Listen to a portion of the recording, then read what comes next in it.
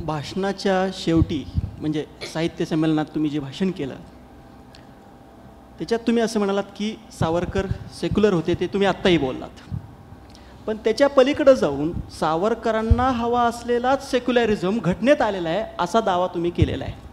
आणि हा दावा विनोद शिरसाटांपासून ते नचिकेत कुलकर्णींपर्यंत कोणालाच पटलेला नाही आहे.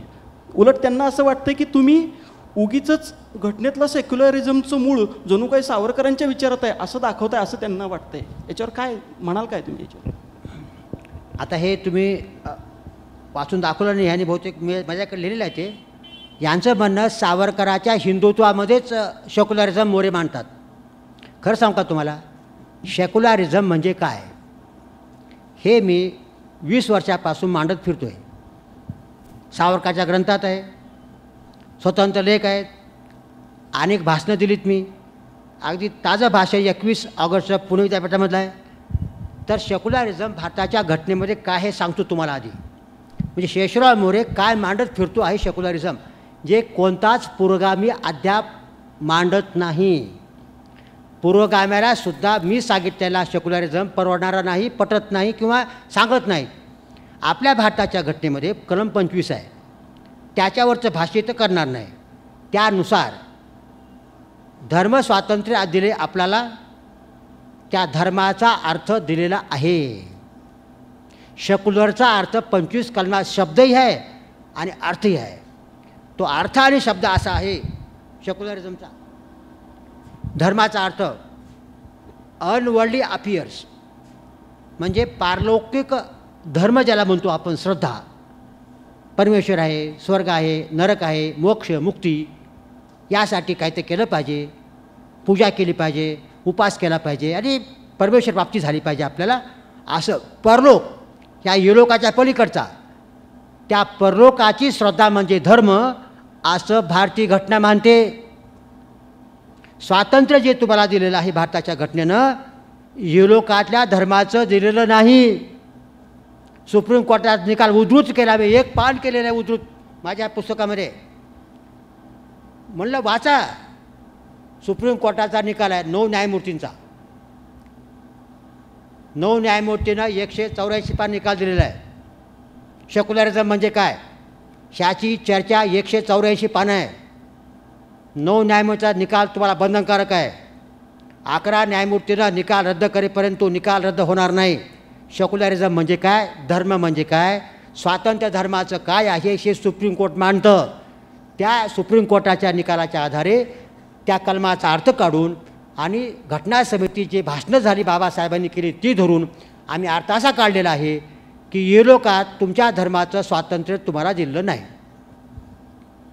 इलोक मानवी जीवनाचे 2 भाग राहतात म्हणतो सुप्रीम कोर्ट, ह्या भाषणात आहे ते. सुप्रीम कोर्ट निकाल विरोध केला मी आणि लेखले वेगळे. मानवी जीवनात 2 भाग असतात, एक पारलौकिक, इहलौकिक. जन्मापासून मरेपर्यंत इहलोक, बघणं, करणं, नीतिनियम, राजव्यवस्था, समाजव्यवस्था सगळं इहलोक झालं. मेल्यानंतर काय तर आपला स्वर्ग नरक मिळतो अशी भावना राहते माणसाची, ते झाला परलोक. सुप्रीम कोर्ट म्हणतं स्वातंत्र्य तुम्हाला फक्त परलोकाचं दिलेलं आहे, ते 4 पाटी पाळून कायदा, सुव्यवस्था, नीतिमत्ता, आरोग्य, दुसऱ्याची हक्क, इहलोकाचं स्वातंत्र्य दिलेलं नाही.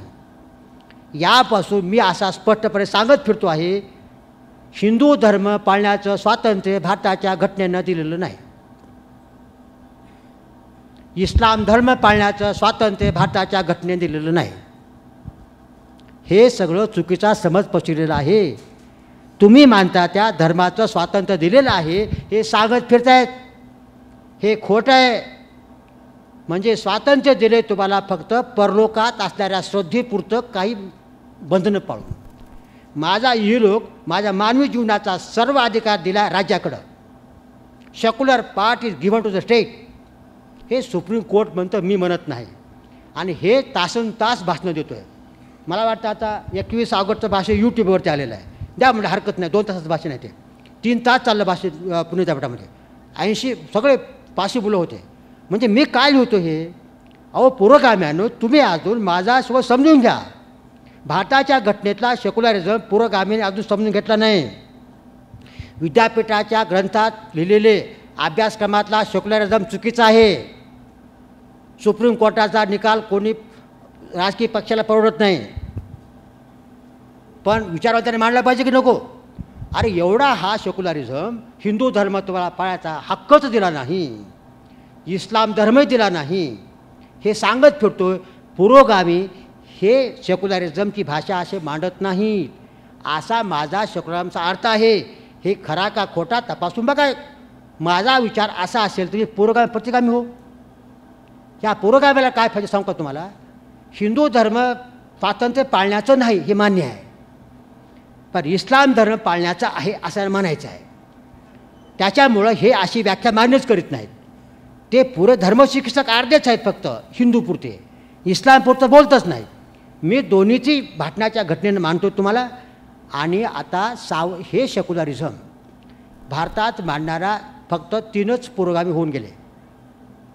एक नरहर कुरुंदकर यांच्याशिवाय असा सेक्युलरिझम भारतात मांडणारं जोडीला त्यांच्या अभिशाह आणि हामिद दलवाई, या तिघाशिवाय भारतातल्या जवळपास सगळे ग्रंथ सेक्युलरिझमवर गोळा केलेत. मी पुस्तक लिहायचं होतं पण याचं चालू आहे, विचार आहे. सगळे सुप्रीम कोर्ट निकाल, हायकोर्ट निकाल, भारतातले सगळे पुस्तकं दिल्ली विद्यापीठापासून लिहिले सेक्युलरिझम पुस्तकं विचारवंतांनी, ते सगळे चुकीचे आहेत.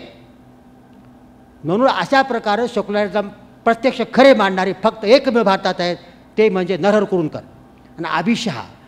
ते मी मानतोय, घटनेचा आधार घेऊन मानतो. कुरुंदकरांनी आधार घेतला नाही, मी सुप्रीम कोर्ट निकाल, मी कायद्याचा अभ्यासकच आहे म्हणून ते मानतोय.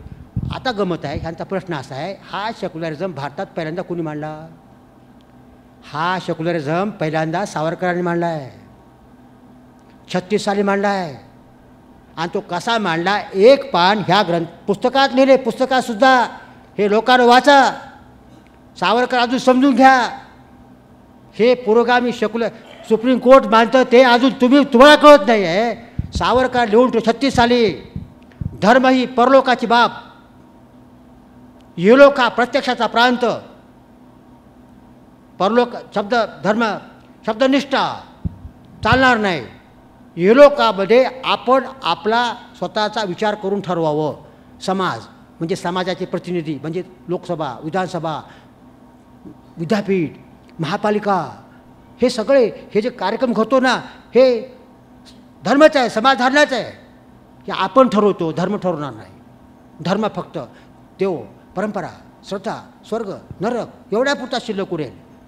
म्हणून धर्म निर्बंध शब्द तोडा. निर्बंध म्हणजे कायदा, धर्म वेगळा, कायदा वेगळा, धर्म वेगळा, इहलोक वेगळा. धर्म हा श्रद्धेचा प्रांत, कायदा आजचा प्रांत, हे 36 साल लिहून ठेवलेलं आहे सावरकरांनी. असाच हा सावरकरांच्या मनातला.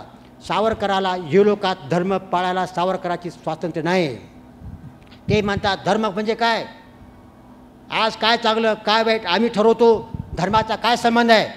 धर्मग्रंथ गेले तेव्हा सावरकरासारखा माणूस 36 पासून सांगतो आहे की अरे तुमचा धर्म फक्त परलोकापुरता मर्यादित आहे. वाटतो देव फिव वाटतो, तर इहलोकात तुमचा धर्म संपलेला आहे. इहलोकाचा प्रांत दिला आहे राज्याकडं म्हणजे समाजाकडं, पार्लमेंटकडं, हे सांगतात 36 पासून. आणि हेच मी ग्रंथात मांडलेलं आहे. तेव्हा सेक्युलरिझम हा भारतातला घटनेतला काय, सुप्रीम कोर्टाचा काय, हे पुरोगामी मांडित नाहीत. हे मी काम करतो आहे आणि ते सावरकरांनी मांडलं. अभिमान आहे मला, सावरकरांनी मांडलं. कुरुंदकर नांदेडचे कुरुंदकर आहेत. तेव्हा सावरकरांनी सेक्युलरिझम मांडला. ह्या लोकाला वाटते सेक्युलरिझम माहीत नाही काय ते नक्की ह्यांना. आणि सावरकरांनी मांडला, ह्यांच्या कल्पनेत येत नाही, त्यांचं हिंदुत्वच माहीत नाही. हिंदुत्वाचं सेक्युलरिझम हे काय ते एक प्रकार केलेला आहे. तेव्हा परत एकदा सावरकर त्यांचं सेक्युलरिझम, मी म्हणलं का 4था स्तंभ सेक्युलरिझम आहे, तर सावरकरांच्या घटनेतला हा तुम्हाला पटवलं पटो, हे आज भारताला आवश्यक आहे. आज आपण तसंच चाललो आहोत. आपल्या धर्मग्रंथातलं हिंदू करता शिल्लक काही उरलेलं नाही, सगळं संपलेलं आहे. तुम्हाला फक्त परलोकाच्या पूजा प्रार्थना कुंभमेळा काय तुमच्या वाऱ्या वगैरे करायचं शिल्लक उरलं आहे. तुमच्या धर्मग्रंथातली एक गोष्टसुद्धा आता शिल्लक उरली नाही, आणि असली तर ते रद्द करायचा अधिकार पार्लमेंटला आहे. तेव्हा हेच आपण पाळतो आहोत. इस्लाम समाजात फक्त आपण अपवाद केलेला आहे. हा सेक्युलरिझम मानतो आहे, तो सावरकरांनी मांडला आणि तेच मी मांडत फिरतो. तर मी प्रतिगामी कसा, असा माझा प्रश्न आहे. तुम्ही भाषणाच्या शेवटी एक विधान केलं, मी वाचून दाखवतो म्हणजे कोटेशनमध्ये चूक नको व्हायला. आता आपण सावरकरांच्या हिंदूच्या व्याख्येचा आग्रह न धरता खरा भारतीय या शब्दाच्या व्याख्येचा आग्रह धरला पाहिजे, त्याची व्याख्या केली पाहिजे. आता याच्यावर काही लोकांनी आक्षेप घेतला आहे. त्यांचं म्हणणं असं की तुम्ही ही खरा भारतीयाची जी व्याख्या केलेली आहे किंवा करू इच्छिता ती ठराविक समाज गटाला, विशिष्ट धर्मगटाला डोळ्यासमोर ठेवून केलेली आहे, असं काही लोकांनी आक्षेप घेतलेला आहे. आता ते वाचून दाखवत नाही बरं काय. मी सावरकरला प्रमाण मानणार नाही. माझ्या देशाला, माझ्या समाजाला योग्य असेल ते घेणार. सावरकरांनी सांगितलेलं असो की नसो, माझे ग्रंथ 1857चा जिहाद, अखंड भारत हे अतिशय घातक ठरलं असतं विधान, तेव्हा तर्कशुद्ध पद्धती घेतली आम्ही. तेव्हा त्यांची हिंदूची व्याख्या जी केलेली आहे, मी म्हणतो आता ती व्याख्या आपल्याला आज बदलायला हरकत नाही, करावी. म्हणजे माझं काय म्हणणं नाही. आज हिंदूची व्याख्या त्या काळात केली. मुस्लिम म्हणले आमचं राष्ट्र आहे आमचं, मग हिंदूला एक करायचं असेल तर व्याख्या केली पाहिजे म्हणून केली. आता स्वातंत्र्यात घटना आली आपल्याकडं, आता सगळेच भारतीय आहेत, कोणता मुसलमान स्वतः राष्ट्र मानत नाही. त्या हिंदूच्या व्याख्येचा सावरकरच्या आता काय फारसा प्रयोजन उरलं नाही. म्हणून आता व्याख्या नवी करूया असं आम्ही लिहिलं ह्या पुस्तकामध्ये, भाषणामध्ये. आणि ती व्याख्या आहे खरा भारतीय कोण, ही व्याख्या करा आता. आणि ती व्याख्या करून खरे भारतीय बना. नागरिक असणारे सगळेच भारतीय आहेत, वादच नाही. नागरिक सगळेच आहेत, कायदा सगळेच पाळतात, पण खरा कायदा कोण पाळतो असं, तसं खरा भारतीय कोण, आदर्श तसं व्हायचं आहे आपल्याला. मी व्याख्या अशी केलेली आहे. ती व्याख्या अशी आहे, जो आपला स्वतःचा असणारा पवित्र धर्मग्रंथ आणि भारताची राज्यघटना यांच्यात विरोध आला तर राज्यघटना श्रेष्ठ मानतो आणि त्याप्रमाणे वागण्याचा प्रयत्न करतो तो खरा भारतीय. यांच्यावर सगळे उखळलेत पुरोगामी. काय चुकलं माझं? राज्यघटना आणि आपला ग्रंथ वेद घ्या, या दोघात विरोध आला, श्रेष्ठ काय मानायचो? घटना मानायचं. यात काय चूक आहे माझं? हे फक्त माना, प्रतिज्ञा करा, स्पष्ट सांगा. आणि वागणं थोडं कठीण राहतं माणसाला, कायद्यानं वागावं, पण वागणं होत नाही, ठीक आहे, प्रयत्न करा, प्रतिज्ञा माना. हे आक्षेपारी व्याख्या आहे म्हणतात. ते म्हणतात कुण्या समाजाला समोर ठेवून ही व्याख्या केलेली आहे असं बेळगाव तरुण भारतच्या आगरलेखात दिलेलं आहे. आणि शेषराव मोरेची व्याख्या धोकादायक आहे. का बरं? मी व्याख्या सगळ्यासाठीच केलेली आहे. आपला धर्मग्रंथ घटनेपेक्षा श्रेष्ठ आहे असं मानायचं का? बाबासाहेब काय म्हणाले? एका हातात मनुस्मृती आणि दुसऱ्या हातात राजघटना घेऊन चालता येणार नाही. बरोबर आहे ना? मग हेच वाक्य पुढं करून एका हातात घटना, दुसऱ्या हातात वेद चालणार नाही. एका हातात राज्यघटना, दुसऱ्या हातात गीता चालणार नाही. एका हातात राज्यघटना, दुसऱ्या हातात कुराण चालणार नाही. हे बोलायचं की नाही? वाद त्या पुढचा आहे. मी काय बोललो हे सुद्धा बोलायला आपल्याला पुरोगामी बोल देत नाही. धोकादायक आहे. अहो, मी कोणत्या समाजाला समोर ठेवून व्याख्या केली नाही. तुम्ही इथं कोणत्या तरी समाजाला समोर ठेवून माझ्या व्याख्याला विरोध करीत आहात असं माझं म्हणणं आहे. आणि ही व्याख्या आपण प्रचारात आणली पाहिजे. भारताची घटना आपण मांडलीच पाहिजे. ही व्याख्या फार महत्त्वाची व्याख्या आहे असं मला वाटतं. सर, पुरोगाम्यांनी केलेल्या टीकेला अजून एक संदर्भ आहे, तो राजकीय आहे. सेना भाजपच्या विविध धार्मिक कायद्यांना विचारवंतांनी विरोध केला पाहिजे अशी एक त्याच्यामागची भूमिका आहे. आणि तुम्ही त्या भाषणामध्ये नुकताच आधी एक गोहत्येविषयीचा कायदा महाराष्ट्रात येऊन गेला होता. गोहत्या, गोमाता, गाय उपयुक्त पशु, सावरकरांची या बाबतीतली मतं अगदी स्पष्ट आहेत. मग या भाषणामध्ये तुम्ही या विषयाचा उल्लेख केला नाही, गोहत्या संदर्भातल्या विषयाचा, असा अनेक पुरोगाम्यांचा आक्षेप आहे. नाही, आता वाचून दाखवत नाही बरं का. आता 8:30 झाली बरं काय. अजून मी तोंडी सांगतो, वाचा तुम्ही. म्हणजे काय म्हणता तुम्ही? गोहत्याचा उल्लेख केला. एक गोष्ट या अध्यक्षीय भाषणात सगळ्या गोष्टीचा उल्लेख करावा आवश्यक आहे का? पहिली गोष्ट आहे ते पुस्तक किती लिहायचं मोठं करायचं. म्हणजे गुवाहाट्याबद्दल अमक्याबद्दल तमक्याबद्दल लिहित बसलो हे काय राजकीय भाषण नव्हे. त्यांचं म्हणणं गोहत्याविषयी जो कायदा चालू आहे बंदीचा झाला त्याबद्दल सावरकरांची मतं एवढी स्पष्ट असताना तुम्ही काय बोलला नाहीत. सावरकरांची मतं एवढी स्पष्ट आहेत ना, मग बोलायची काय गरज आहे. हे असंच वाक्य आहे ते. सावरकरांची मतं अशी स्पष्ट असतात तुम्ही काय बोलला नाहीत असं वाक्याने मी लिहिलेलं आहे. मी म्हणलं त्यांची मतं स्पष्ट आहेत तुम्हाला माहीत आहेत ना, मग मीच बोलावं का तुम्ही बोला की. आणि चुकीची गोष्ट आहे मी त्यात म्हटलेलं आहे. मी म्हटले कसं म्हटले मूळ हे झाड आहे आपलं, मी फांद्या तोडत बसत नाही, त्या मुळावरच घाव घालतो. अहो वेद कालबाह्य झाले. वेदात गाय आहे, गाय कुठं शिल्लक उरली. वेद कालबाह्य झाले संपलंच ना. वेद यज्ञ कुठे येतात, वेद आणि गाय वेदामध्ये पूज्य आहे म्हणून येतात. अहो वेदच कालबाह्य झाले सावरकर म्हणतात, गायचं बोलायची गरज आहे का. तरीही 2 पानं 1 पान पूर्ण मी सावरकरांचे विचार मांडलेत. काय म्हणले आम्ही, त्यांनी जे विचार मांडले त्यावेळेला अंधश्रद्धा, पोतीनिष्ठा, कर्मकांड, यज्ञ, गाय, सत्यनारायण, वटसावित्री पौर्णिमा, अंत्ययात्रा, सूर्यपूजा असे अजून 10-5 नाव आहेत पुढं. ह्या संबंधात सावरकरांनी कठोर टीका केली आहे. गाय नाव आहे मध्ये. आणि ते विचार आजसुद्धा जनतेसमोर मांडायला मला भीती वाटते. म्हणून त्यांचे विचार लोक हो मी तुमच्यासमोर मांडण्याचं धाडस करू शकत नाही असं लिहिलेलं आहे. अजून काय पाहिजे. त्यात लिहिलं आहे दाभोळकरांचं काय, नरेंद्र दाभोळकर आमचे मित्र होते, ते जे कार्य करत होते ते सावरकरांचंच कार्य घेत होते पुढं असा गौरव केलेला आहे. त्या गायीचं नावामध्ये घेतलेलं आहे मी. आणि गायबद्दलचं सावरकर काय म्हणाले हे मी तुमच्यासमोर मांडण्याचं धाडस करू शकत नाही असं म्हटलेलं आहे.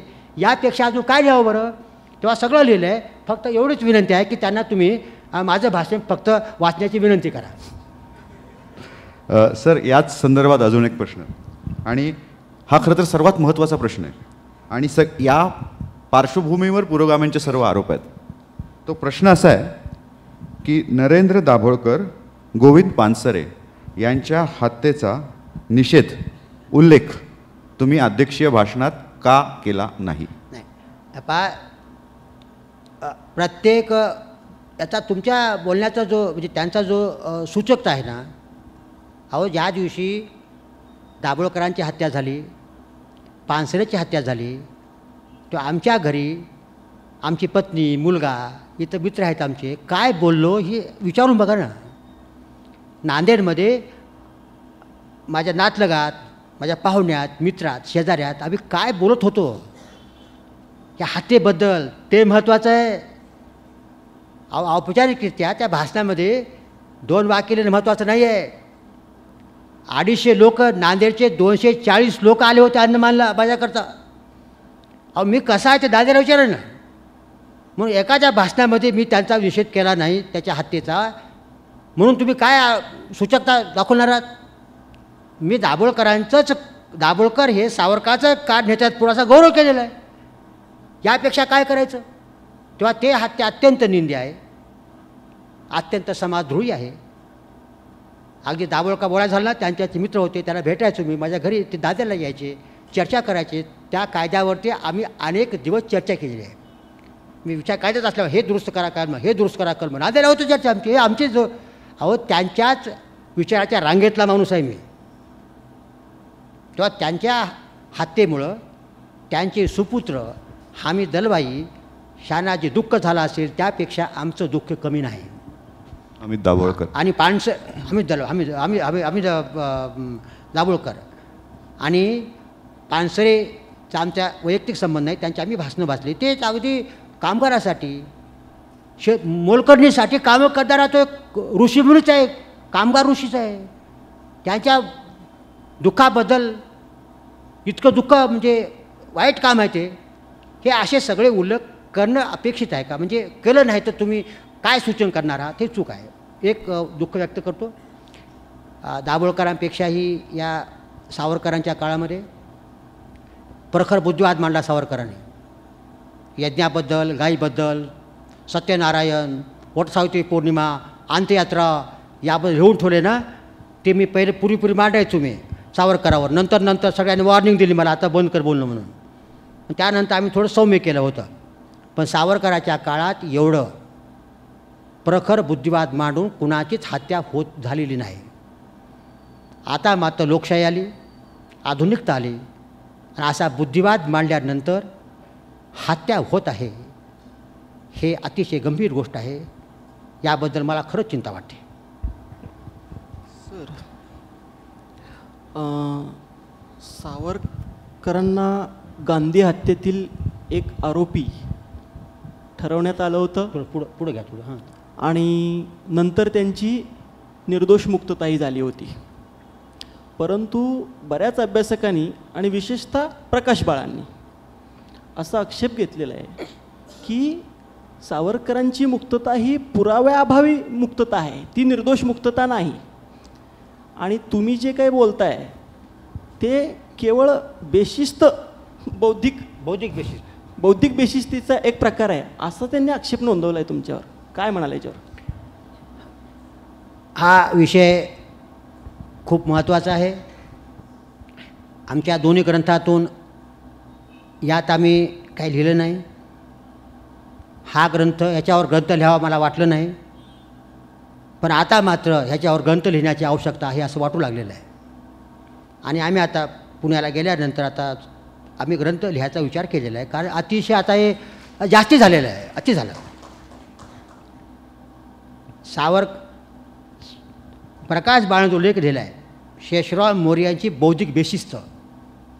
त्यांचं म्हणणं असं आहे की विशेष न्यायालयानं सावरकरांना पुराव्याअभावी सुटका केली, निर्दोष मुक्तता केलेली नाही, असा प्रचार सतत करत आहेत. ते अब्दुल गफूर नुरानी हा कायदे पंडित, त्यांच्या पुस्तकातून हे सगळं सुरू झालेलं आहे. लेटेस्ट गांधी वगैरे तुषार गांधीचं पुस्तक आहे. हे सगळे प्रचार करतायत इंग्रजीमध्ये आणि आपल्या महाराष्ट्रामध्ये सुद्धा हे पुरोगामी, की सावरकराला पुरावा नसल्याच्यामुळं सोडलं, निर्दोष मुक्तता केलेली नाही असा तो लेख लिहिला. ते खोटं आहे. त्यांनी सावरकराची तो निकाल आहे वाचला नाही. न्यायमूर्तीने असं म्हटलेलं आहे निकालामध्ये, ते शेवटचं वाक्य असं आहे, he is not found guilty. He म्हणजे Savarkar. Not found guilty, the found not guilty under the charges framed, म्हणजे ते मर्डर चार्जेस आहे, and therefore acquitted thereunder. हे वाक्य काय दिसतं? ते या खाली दोषी, या चार्जेस खाली, आरोपाखाली दोषी सापडले नाहीत म्हणून निर्दोष मुक्तता करण्यात येत आहे. ॲक्विटेड शब्दाचा अर्थ काय होतो? नॉट गिल्टी ना ॲक्विटेडचा. असं क्लिअर असताना हे काही न सांगता त्या असा प्रचार करत फिरलेत महाराष्ट्रामध्ये की सावरकराला जणू काही पुरावा होता पण आलाच नाही आणि कोर्टानं निर्दोष सोडलंच नाही. ह्यांना सांगू इच्छितो, आता सांगण्यापेक्षा उदाहरण तुम्हाला ह्याला उत्तर देण्यासाठी नांदेडचे एक प्राध्यापक इतिहासाचे इथं आलेले आहेत. आता माझ्याबरोबर बरेच जण. त्या लेख लिहिला बालाजी चिरडे, लोकमतला उत्तर देणारा. आणि तो लेख आता आला आहे सगळ्या फेसबुकावरती सर्वत्र आलेला आहे. त्याचं शीर्षक असं आहे की प्रकाश बाळ्याचे कायद्याचे अज्ञान. त्यात लिहिले की त्याला कायदा काहीच माहीत नाही, कायद्याचं अज्ञान आहे. त्या लेखात त्याने असं लिहिलं होतं की कोणतंही न्यायालय आपल्यासमोर जो आरोपी आला त्याला सोडण्यासाठीचा निकाल देतं. त्याची परिभाषा अशी असते की आमच्यासमोर जे पुरावे आलेत ते सिद्ध होत नाहीत म्हणून ह्याला मुक्त करण्यात आलेलं आहे निर्दोष. याच्याशिवाय दुसरी परिभाषा कोणत्याच न्यायालयाची नसते. हे बाळने आपल्या घराजवळच्या वकील असेल त्याला विचारावं असं लिहिलेलं आहे. ह्यांचं म्हणणं काय पडलं, तुमच्यासमोर पुरावा नसला तरी जगात कोणताच पुरावा नाही असला हे न्यायमूर्तीने लिहावं. असा न्यायमूर्ती कसा लिहिलो? समोर पुरावा नाही, जगात कोणताच पुरावा नाही, तेव्हा जग असं केलं तर भारतातील एकही माणूस आतापर्यंत न्यूज सुटला नाही म्हणावं लागेल. हे कायद्याची परिभाषा आहे. कोर्ट म्हणतं आमच्यासमोर जे पुरावे आलेत ते सिद्ध होत नाहीत म्हणून सोडलं. हे म्हणतात अहो त्यांच्यासमोर आले नाही तर बाकी होते ना. हा काय प्रकार आहे? असं केल्यावर भारतातल्या सगळ्यात निर्दोष माणसाला दोषी धरावं लागेल. प्रश्न आला की त्यांनी सगळं नॉट गिल्टी ॲक्युटेड लिहिलेलं आहे. अशा प्रकारचा ह्यांनी लेख लिहिला. थोडा लेख मोठा होता, तो मोठा लेख आहे. तो लेख त्यांनी संपादित केला आणि 60% भाग गाळला आणि 40% भाग छापला. तो छापला 24 सप्टेंबरला. नाव बदललं, न्यायालयाचा निर्णय मानणार की नाही. आणि त्यानंतर दुसऱ्या दिवशी म्हणजे 25 तारखेला सप्टेंबरच्या उत्तर दिलं प्रकाश बाळने. त्या उत्तराचं हेडिंग आहे मुख्य मुद्द्याला बगल. ते म्हणतात की माझे जे मुद्दे उपस्थित केले ते माझ्या लेखामध्ये त्याला बगल दिलेली आहे त्या चिरडेन बालाजी. आणि काय सांगावं, त्यातला ह्यांनी ज्याला उत्तर दिलं तर ते बघावून टाकलेलं आहे. हे झाल्या पत्रकारिता महाराष्ट्रातले. त्यांनी ज्या भागाला उत्तर दिलं होतं ते सगळं गाळून टाकलेलं आहे. आता तुमच्या फेसबुकावर आता बालाजी चिरडे काढा, तो आता मिळेल तुम्हाला सगळं लेख ह्या झाला प्रसिद्ध. 60% भाग गाळून टाकला आहे. ह्या प्रकाश बाळचा लेख कसा खोटा आहे, कसं अज्ञान आहे, न्यायालयाचा निकाल उजूच केला आहे पूर्णपणानं, तर त्यांनी ते सगळं गाळून टाकले.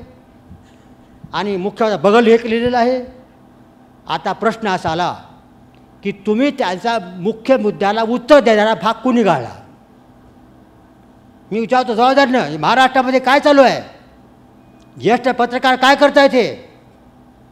तर प्रकाश बाळच्या लेखाच्या खाली पत्ता आहे लोकमत एडिटर, म्हणजे हे संपादकीय विभागात आहेत. म्हणजे शक्यता ही आहे त्याने स्वतःच तो भाग गाळून टाकलेला आहे. म्हणजे ह्याने उत्तर द्यायला भाग गाळून टाकायचा, बिनकामाचा छापायचा, आपण उत्तर द्यायचं, बगल दिलं म्हणून. हे मला बौद्धिक बेशिस्त म्हणता. हे काय आहे? शक्यता आहे की लोकमतचे संपादक जे कोणते असतील त्याने तो भाग गाळला असावा. बरे, गाळला ना, ठीक आहे. उत्तर कोणी दिलं? तुम्ही दिलात. मग त्या संपादकाला माहिती होतं की नाही? तर मग सांगायचं अहो प्रकाश बाळ त्या मूळ लेखामध्ये चिरडेने तुमच्या लेखाला खोडून काढलेला आहे आणि तो मुख्य भाग बिघाडून टाकलेला आहे. तुमचं उत्तर छापणार नाही. तुम्ही उत्तर काय छापला ते तुम्ही गाळला असा संपादकाने तो भाग, तर सांगायचं तुम्ही की हे चिरड्याचा लेख फार मोठा होता. ठीक आहे, छापू नका. छापण्याचं न छापण्याचा पूर्ण हक्क आहे. संपादन करण्याचा पूर्ण हक्क संपादकाला आहे. पण त्यांचा महत्त्वाचा भाग गाळून उत्तर द्यायला असं द्यायचं हे सोपतं का? हे ज्येष्ठ पत्रकारिता महाराष्ट्रामध्ये आहे. हे मुद्दाम तुम्हाला सांगतो या ठिकाणी तुम्हाला. अशा प्रकारे डबू टाकायचं दुसऱ्याची मतं आणि प्रचार करत फिरायचा, असं हे पूर्ण केलेलं आहे. तर आता मी असं म्हटलेलं आहे, भाषणात म्हटलेलं आहे, तिथं समारोपाच्या भाषणामध्ये हा मुद्दा उपस्थित केला नाही मी ह्या मुख्य भाषणामध्ये अंदमानला. शेवटी एक मला राहवलं नाही म्हणून मी गांधी हाताचा मुद्दा काढला तिथं समारोप भाषणामध्ये आणि तो बरंच गाजला. मी असं म्हणालो की न्यायालयानं निर्दोष सोडून दिलेला आहे, त्याच्यावर अपील झालेलं नाही. निर्दोष कसं सोडून दिलं, पुरावा कोणता होते, चर्चा कोणी करायची? आता न्यायमूर्ती कोण आहेत? न्यायमूर्ती तिथं आहेत ना नेमलेले विशेष न्यायमूर्ती. पुराव्याची चर्चा करून जे असेल ते दिगंबर बडगे वगैरे वगैरे हे विश्वासार्ह नाही, खोटं आहे म्हणून सोडलं की नाही? तुम्ही आता बसणार का त्याच्यावर? ते आणि न्यायमूर्ती चुकला म्हणणार आहात का? न्यायमूर्ती कोण आहे? तुम्ही पुरोगामी आहात ना, मग न्यायालयात निर्णय मानणार आहात की नाही? काय बोलतात हे? पुरोगामी म्हणायचं आणि न्यायालयाचा निर्णय चुकीचा आहे म्हणून भाषण लिहित बसता तुम्ही या ठिकाणी. आता समजा कोणी म्हणाला सावरकरांचा हात होताच, फार चलाख होते सावरकर, पुरावा ठेवला नाही, खुनी होतेच, याला काय करायचं होतं? सावरकराची बदनामी होते की नाही? कुणालाही म्हणलं तुमचा हात आहे खुनामध्ये, तुम्हाला बदनामी होते की नाही? मग सावरकरांनी काय करावं होतं? त्या बदनामीच्या विरोधी फौजदारी करता येते की नाही? बदनामी आहे ना ते. तुम्ही खुनी आहात म्हणायचं, जायचं कोण सावरकरांनी? आता न्यायालयाकडे, न्यायालय नाही म्हणतात, ते पुरावा द्या. तर ही बदनामीची केस होते म्हणून या ठिकाणी बदनामीची फौजदारी करता येते असं मी बोललो. काय चुकलं माझं याच्यामध्ये? आणि हे आता पुस्तकं लिहित आहेत, सावरकर आता संपवायसाठी एकच उरले ह्यांच्याकडं की हे सावरकराचा हात होता, खुनी म्हणायचा, म्हणजे तरुण मुलाकडं सांगायचं अरे सावरकरा खुनी आहे. तर हे अशा प्रकारचं चालू आहे. न्यायालयाचा निकाय मानायला तयार नाहीत आणि अशा प्रकारे ते सगळं बोलत आहेत. आणि म्हणून मी तिथं असं म्हणालो की या ठिकाणी तुम्ही ही फौजदारी स्वरूपाचा गुन्हा आहे आणि त्या कोर्टासमोरच्या पुराव्याच्या आत जायची माझी तयारी आहे, पण इथं सांगायची जागा नाही. ते तुम्ही का बरोबर, मी बरोबर, न्यायमूर्ती पाहिजे ना, हे न्यायमूर्तीच मारायला तयार नाहीत. अशा प्रकारचा हा मुद्दा आहे म्हणून मी ते बोललो. आता एकच मुद्दा आहे, फौजदारी खटला भरण्यासाठीचा एक अडथळा आहे. ते अडथळा मांडला, ते म्हणजे कपूर कमिशन एक नेमलं गेलं. सांगू का ते? हां, काही कारणाच्यामुळं 1969ला एक कपूर कमिशन नेमण्यात आलं. सावरकर वारल्यानंतर, सावरकरचा मृत्यू झाला 66ला, त्यानंतर सुप्रीम कोर्टाचे निवृत्त न्यायमूर्ती कपूर यांचं कमिशन नेमलं. त्याचं निमित्त असं आहे, सांगा हरकत नाही. गोपाळ गोडसे जन्मठे भोगून सुटला आणि पुण्याच्या काही गोडशाहीबाजांनी सत्कार आयोजित केला आणि तिथं होते गवी केतकर, तरुण भारतीय संपादक. सत्कार करतायत गोपाळ गोडसेचा सत्यनारायणाच्या नावानं. म्हणाले गवी केतकर की आमका खून होणार होता गांधीजीचा, आम्हाला माहिती होतं एक 20 दिवस आधीच, आणि मी सांगितलं होतं भाऊ कायंदकरांना तू सांगा मुख्यमंत्र्याला. मुख्यमंत्री बाळासाहेब खेर त्यांनी त्याला सांगितलं, त्यांनी सांगितलं गृहमंत्री देसाईंना, त्यांनी सांगितलं पोलिसाला, त्यांनी सांगितलं अमक्याला, पण खून वाचला नाही. असं बोलल्याबरोबर त्याच्यावर खटला भरला, केस चालू झाले. आता हे गवी केतकर खरे बोललेत का याच्यावर आयोग नेमण्यात आला आणि त्याला 3 मुद्दे देण्यात आले. ते 2 खंडाचा आयोग आहे, त्याचा अहवाल आहे. 3 मुद्दे. 1, गवी केतकर म्हणतात हे खरं आहे का? कुणाला माहीत होतं? ते अधिकारी वगैरे, कायंदकर वगैरे, मोरारजी देसाई व अधिकारी कोणते? 2, या अधिकाऱ्यांनी यात कोणता गलथानपणा केला होता का आणि यावर ते काय कारवाई करावी तुमची अपेक्षा आहे, असं लिहिलं आहे. तो अहवाल देताना कपूर कमिशनचं एक प्रकरणच आहे, ज्युरिडिक्शन ऑफ द कमिशन म्हणून. त्यात म्हणतात कपूर, मला पूर्वी जो निकाल लागला होता ह्या केसमध्ये त्या संबंधात बोलण्याचा कोणताच अधिकार नाही. तो रेज्युडिकेट आहे.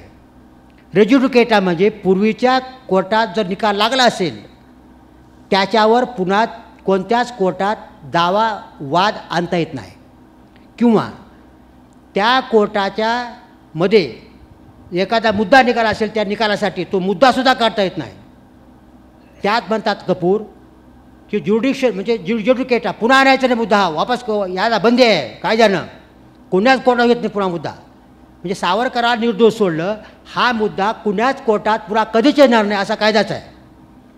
ते म्हणतात नाही माझ्याकडे अधिकार नाही. उदाहरण दिलं सुप्रीम कोर्टाचं, एक सुप्रीम कोर्टाचं उदाहरण कपूरनं दिलेलं आहे स्वतःच्या त्याच्यामध्ये. समजा त्यापूर्वीच्या कुण्या केसमध्ये एखाद्या आरोपीजवळ पिस्तूल होते काय, असा प्रश्न असेल आणि न्यायालय म्हणतं आरोपीजवळ पिस्तूल नव्हतं, नंतर कधीही मुद्दा पिस्तूल होतं का नव्हतं काढायचा कुणालाच अधिकार नाही. पुरावा आणा की नकारा बंद झाला. म्हणजे याचा अर्थ असा झाला पूर्वीच्या प्रकरणी निकाल लागलेले पुन्हा उपस्थित करता येत नाहीत. सावरकरला निर्दोष सोडण्यात आलं, त्यांच्या संबंधित तुम्हाला इथं लिहिण्याची काय गरज होती? कपूरने काय लिहिले एका प्याऱ्यामध्ये की सावरकरांच्या सांगण्यावरून पुण्याच्या सावरकरवादी लोकांनीच हा कट केला होता असा निष्कर्ष निघतो. अशा स्वरूपाचं वाक्य आहे. हे वाक्य लिहायचा तुम्हाला अधिकार काय आहे? हे वाक्य अधिकाराच्या बाहेरचं आहे. सावरकराच्या संबंधात कोणताही प्रश्न आयोगासमोर विचारता बंदी आहे. त्या आयोगासमोर उलट साक्षी होत नसते. उलट तपासणी न झाली तर साक्ष शून्य मानतात. म्हणजे कोणी आला काही बोलला त्याला उलट तपासणी केली पाहिजे, तो खोटंच होते. आयोगासमोर साक्षी नाही, उलट तपासणी नाही. सावरकर वारलेले आहेत, त्यांचा वकील नाही, निर्दोष सुटलेले आहेत. आणि हे कपूर सावरकराविषयी बराच काय भावना असेल ते सांगत नाही. तिथं विनाकारण त्याच्यामध्ये सावरकरांचा कसा हात होता असं विधान केलेलं आहे. माझं म्हणणं असं आहे, हे अधिकार कपूर कमिशनला होता का? हा अधिकार नाही. आणि हे वाक्य वापर करतायत सगळेजण आणि ह्या वाक्याच्या आधारे पुस्तकं लिहितात सगळेजण. कपूर कमिशन सुप्रीम कोर्टाचा न्यायमूर्ती ह्याने असं म्हटलं आहे सावरकरचा हात होता. अरे कपूरला अधिकार काय? सावरकर नाव काढता येत नाही तुम्हाला त्याच्यामध्ये. मी कायद्याला वकीलच आहे, अजून मी वकिली करत नाही, अत्यंत बारकाईने अभ्यास कायदा वकील असतील ते. कसं काढता तुम्ही? हे चौकशी आहे, त्याला साक्षी उलट तपास काहीच नाही आहे. तर हा कपूर कमिशनचा परिच्छेद गाळून टाकला पाहिजे, हे कोर्टात गेलं पाहिजे. हे अधिकाराच्या बाहेरचं आहे, तुम्हाला अधिकार नाही आहे. आणि ह्याचा वापर करतायत सगळे भारतभर. सुप्रीम कोर्टाचा निकाल त्याला कवडीची किंमत नाही. सावरकरांसंबंधी अधिकार नाही, तेव्हा कपूर कमिशनबद्दल मी असं म्हणालो तो पॅरा काढून टाकला पाहिजे. ह्याच्यासाठी काय करावं लागते? तर कोणीच जायचं कोर्टामध्ये सावरकराची बदनामी. हे सावरकर अधिकार बाहेरचं आहे, बाकी बोलायचंच नाही. हे काढून टाका तुम्ही. याचा वापर करतायत लोक. फौजदारी खटला भरला तुम्ही तर तो आणतो आरोपी नाही, कपूर कमिशन हे लिहिलेलं आहे, मग जज सोडून तुम्हाला ते आधी काढलं पाहिजे. त्यासाठी कोणी कोर्टात जा, रिट पिटिशन करा. विरोधी पार्टी कोण राहील? केंद्र सरकार, राज्य सरकार. आयोग आता अस्तित्वात नाही, त्यांचा वकील येणार नाही. त्यामुळं केंद्र सरकार, राज्य सरकार उत्तर काय देईल सांगायचं. तर ह्या सावरकरच्या कुठल्याही माणसाचा मला आता प्रकृती बरं राहते, मी काय करणार नाही, बळ नाही मला. सावरकरच्या अनुयायी केलं पाहिजे, सावरकरच्या संस्थेने केलं पाहिजे. हे काढून टाका, हे फार वाईट पडलं मला आहे. सावरकरसारखा एवढा बुद्धिवादी, मी लिहिले पुस्तकात वाक्य आहे, कोणत्याही बुद्धिवाद्यापेक्षा सावरकर अधिक बुद्धिवादी होते. कोणत्याही समाजकारापेक्षा अधिक क्रांतिकारक होते, समाजक्रांतिकारक. कोणत्याही शकुरापेक्षा अधिक शकुधर होते आणि कोणत्याही पुरोगामी अधिक पुरोगामी होते. हे आम्हाला भारताला सांगायचं आहे, पुढी गरज आहे ह्याची. याच्यासाठी हे खुनी होते, हा फार वाईट गोष्ट आहे. आणि हे अधिकाराचं काढून टाकलं पाहिजे. कोर्टामध्ये केंद्र सरकार, राज्य सरकार काय म्हणणार आहे ते सरळ सांगतं, तुम्हाला जे निकाल देऊन टाका, कोर्ट आम्हाला गरज नाही आहे. ते आता उठतं 5 मिनिटामध्ये. कोणी करावं हे काम, असं मी कपूर कमिशनबद्दल त्यावर बोललो. काय चुकलं माझं? अहो, जे माणूस निर्दोष सुटतो त्या माणसाला तुम्ही दोषी मानताय, तुमच्याकडे काय पुरावा आहे? ह्यांच्या मनात एक द्वेष भरलेला आहे सावरकराबद्दलचा. ह्या काहीतरी माणसाला हे करावं म्हणतायत. अरे मी सांगू का तुम्हाला, सावरकरावर पुस्तक लिहिण्यापूर्वी अतिशय बारकाईने मी सावरकराचा अभ्यास केला, गांधी हत्येबद्दलचा बारीक अभ्यास केला. माझा सावरकराचा काही संबंध नाही. मला हिंदू महासभेच्या लोकांची ओळख पुन्हा झाली. स्वतः सावरकरांचं त्यांच्या गांधी हत्येत हात होता काय यावर अतिशय बारीक अभ्यास केला. गोपाळ गोडसेला भेटलो जाऊन, सगळ्या बारीक सगळ्या लोकांना, ते वामराव चव्हाण सगळ्या भेटून आलो. आपा कासा तो होत्या सावरकर सदनामध्ये, मी तो 4 वर्ष ते. आणि सांगतो प्रामाणिकपणानं, मला कोणी फायदा देणार नाही. सावरकरांचे अनुयायी, सावरकरांची वादी, मला प्रामाणिकपणानं एक खेड्यातला पोरगा. सावरकरांचा यामध्ये हात तर सोडून द्या, पण ह्यांना माहिती होतं असं थोडं जरी मला शंका आली असती तर सावरकरावर एकही पुस्तक लिहिलं नसतं कधीच मी. एवढंच नाही तर गोपाळ गोडसेबद्दल सांगू का? तुम्ही सांगता, मी भाषण करता एकदा म्हणालो गोपाळ गोडसेला सोडलं. हे सगळे सावरकराचे अनुयायी गोडसेवादी आहेत बहुतेक. गांधी हत्यार मी काय, मी नथुराम बोलतो काय, हे सगळे सावरकराचे अनुयायी. गांधीची हत्या केलं फार चांगलं म्हणतायत, ही दुर्दैवाची गोष्ट आहे. इथं अडथळा खरा आहे. ह्याला वाटते गांधीची हत्या केलं म्हणजे फार चांगलं काम केलं, अशा प्रकारे मनामध्ये करतायत. म्हणून ते कधी पोट तिटकीनं सावरकराची बाजूच घेत नाही आहेत आणि गोडसेची बाजू घेत आहेत. नथुराम गोडसे हुतात्मा आहे, गोपाळ गोडसेचे सत्कार करा, त्याच्यावर पुस्तकं लिहा, नाटकं लिहा. हां, त्याबद्दल मी गोपाळ गोडसे संबंधामध्ये मी भाषणात जे बोललो ते आमचे अभिराम कोट करतात म्हणले, तर मीच सांगतो म्हणजे वेळ जातं. तर गोपाळ गोडसेला का सोडलं? फाशी व्हायला पाहिजे होती. भावाला फाशी झाली, कटातले सगळे होते. आपटे गोडसे फाशी झाली, हे दोघं का सुटले? जमठेप झाली परतुरे ह्या दोघांना. तर याचा अर्थ तो लहान भाऊ आहे, मोठ्या भावाचा ऐकला आहे, वय लहान आहे, पुढं तो पश्चाताप पावेल आणि पुढचं जीवन वाया जाऊ नये. जन्मठेप दिली, ते कमी केली आणि सुटले ते 64ला. म्हणजे पुन्हा जाऊन पश्चाताप पावावा यासाठी शिक्षा कमी केली जाते. ते न्यायालय म्हणतं अरे पुन्हा वाईट वाटेल ह्याला, आपण केलेलं जीवन चांगलं होऊ द्या म्हणून शिक्षा कमी केली जाते, मॅक्झिमम दिली जात नाही. म्हणजे गोपाळ गोडसेला फाशी का दिली नाही? तर गुन्हा आहे पण पुन्हा पश्चाताप नीट वागेल. नंतर येऊन हे काय करतायत, लिहितात, पुस्तकं लिहित आहेत गांधी हत्याने मी, आणि गांधी हत्या मी कशी केली बरोबर आहे सांगतायत. मी असं म्हणतोय, जर एखादा खुनी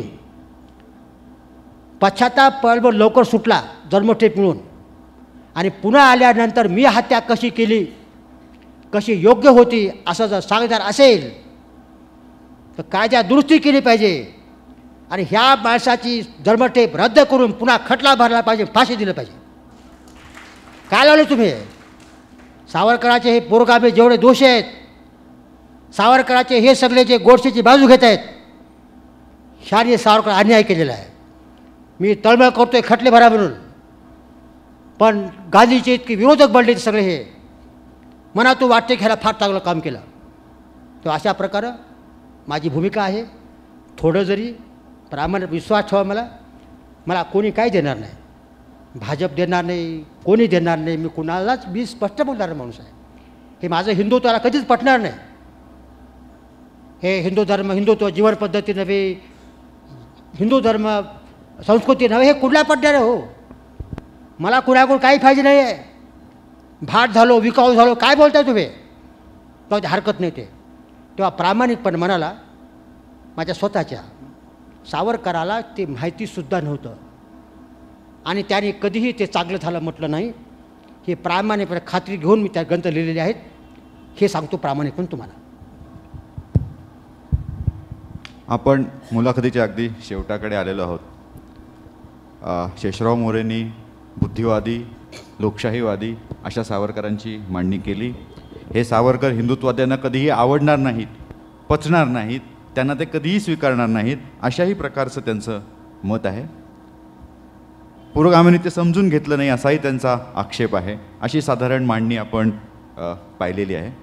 पण सर, आता या मुलाखतीच्या शेवटी आपल्याला काय संदेश असा द्यावासा वाटतो? यांना जमलेल्या सगळ्यांना वाद निर्माण करायचं नव्हते. मला वाटतं आपण शेवटाकडे येऊ. संदेश जे मला द्यायचं, तुम्हाला माझा काय कुल उपदेश करायचं नाही. फक्त हेच माझी विनंती आहे, प्रार्थना आहे, नम्र प्रार्थना आहे की तुम्ही सावरकर मुळातून वाचा आणि नीट समजून घ्या. स्वतः सावरकर समजून घेऊन तुम्ही ठरवा. माझे ग्रंथ 2 लिहिले ते वाचा, त्यानंतर ते समजून घ्यायचा प्रयत्न करा. चुकलं तर सांगा, माझं भाषण वाचा आणि स्वतः तुम्ही समजून घेऊन विचार करा. की पुरोगाम्यांना माझी विनंती आहे की तुम्ही पूर्ण पुरोगामी बना.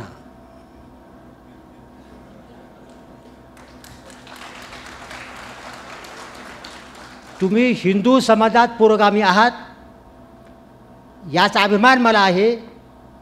त्याचं स्वागत करतो मी.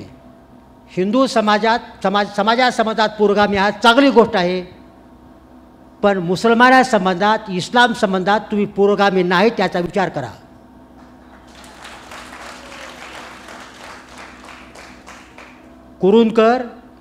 कुरुंदकराचा मेंदू अर्धा प्रतिगामी आणि अर्धा चांगला होता अशा बोलू नका. दुसऱ्याचे मेंदू तपाशीत बसू नका. स्वतः आत्मपरीक्षण करा. एवढं बोलून थांबतो.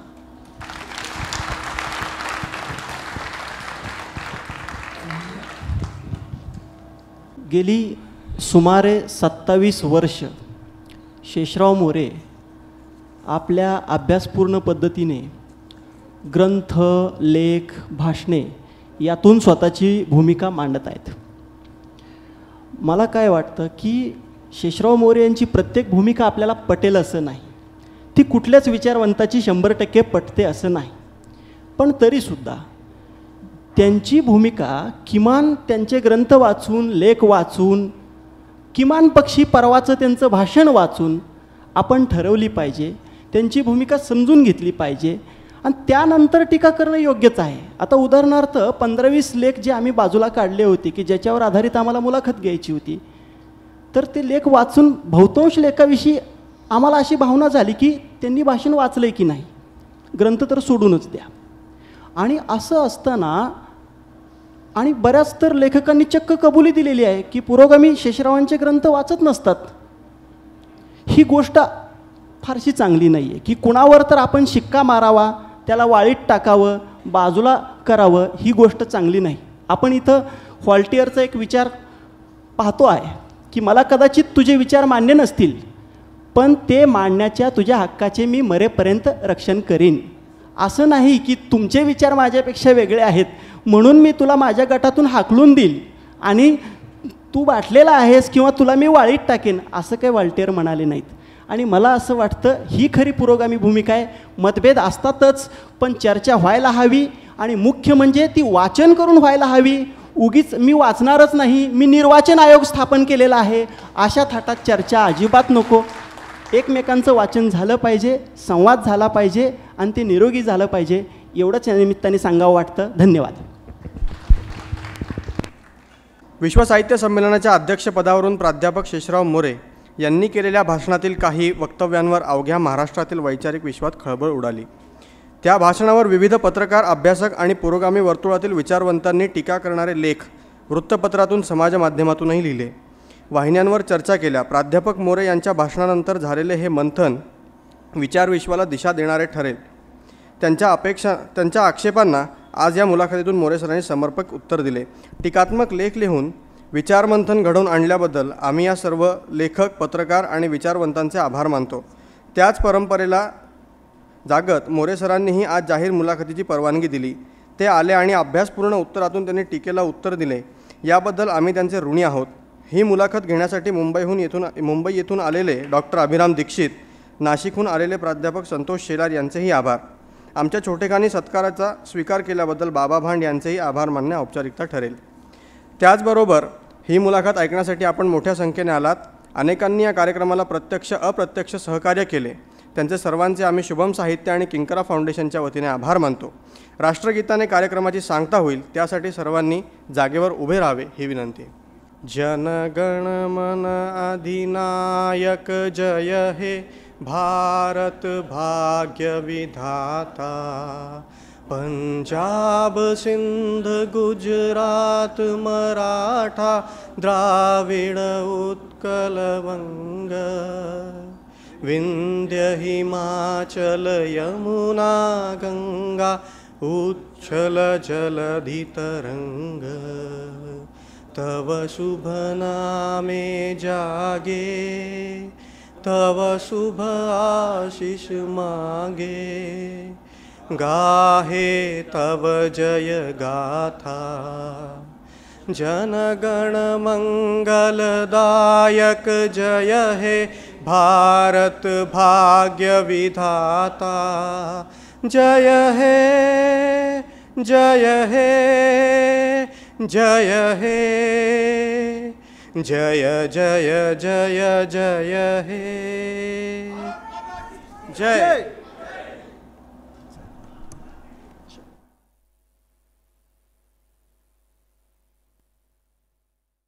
समाज क्रांतिकारक हाच शब्द वापरला. समाज क्रांतिकारक बोलत नाही. नाही समाज क्रांतिकारक असो, राज्य क्रांतिकारक असो. कसं काय तुम्ही अहो धर्मात मला तर बोलू द्या ना. तुमचं म्हणणं मला मान्य आहे ना, तुम्ही बोलता ते बरोबर आहे ना. मला काय म्हणायचं आहे की अंदमानातले स्वातंत्र्यवीर जे सावरकर होते, त्यानंतर त्यांनी मला पत्र लिहिलेली आहे आणि त्या पत्रामध्ये कुठेही उल्लेख केला नाही की मी क्रांतिकारक माणूस नाही ना, कशाला बोलतो तुम्ही?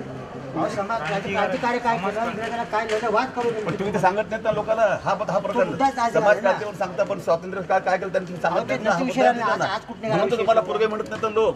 त्या म्हणून तुम्हाला समज पूर्वी करा. म्हणत नाही तुम्हाला. समज करा. माझा काय मुद्दा आहे? तुम्ही जे काय कसं आम्ही तुम्हाला पुरोगामी मानतो. आम्ही मानतो. जरूर म्हणा ना. हे पुरोगामी म्हणतील तसा महाराष्ट्र चालणार नाही. सर्व पुरोगामी आम्हाला अभिमान आहे सर तुमचा. आम्हाला अभिमान आहे. प्रश्न विचारा ना.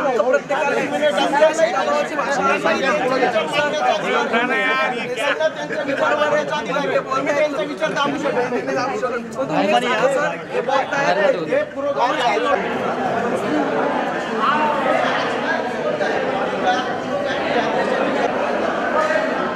गाडीची चार्ज आपण बरं का गाडीचा चार्ज लागेल बरं का.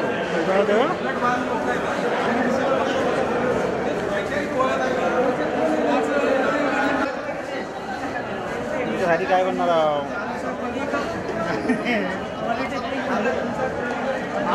आता काय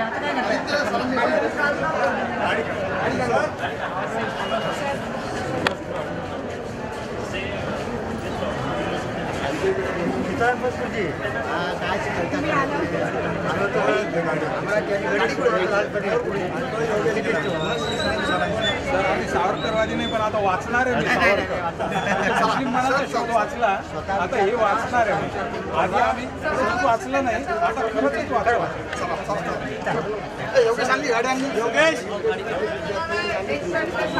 काही वाढू का अजून?